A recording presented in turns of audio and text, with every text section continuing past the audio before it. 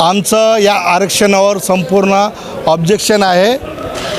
हा आरक्षण महाराष्ट्र निवडणूक आयोगाने जे नियमावली केलेलं आहे त्या अनुषंगाने झालेलं नाही। महाराष्ट्र निवडणूक आयोग भारतीय जनता पार्टीचा दलाल झालेला आहे, रकेल झालेली आहे, मनमानी कारभार करत आहेत।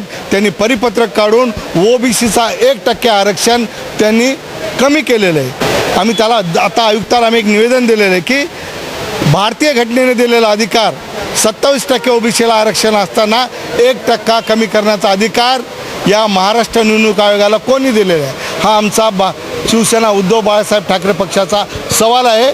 आम्ही ऑब्जेक्शन घेतलेले आहे। आता जे सोडत झालेली आहे या सोडतीमध्ये अनेक त्रुटी आहेत आणि ती प्रभाग क्रमांक 4 मध्ये त्रुटी आहेत, प्रभाग क्रमांक 3 मध्ये त्रुटी आहेत आणि एकंदरीत या संपूर्ण आरक्षणावर आमचा आक्षेप आहे। आणि हा नांदेडचा महानगरपालिकेचा आयुक्त, महाराष्ट्र निवडणूक आयोग भारतीय जनता पार्टीचं रकेलचं काम करत आहे। आम्ही तीव्र निषेध करतो। आता ऑब्जेक्शन घेणार आहोत आणि यानंतर हायकोर्टात दाद मागणार आहोत की ओबीसीवर कशा प्रकारे 1% कमी करून अन्याय केलेला आहे।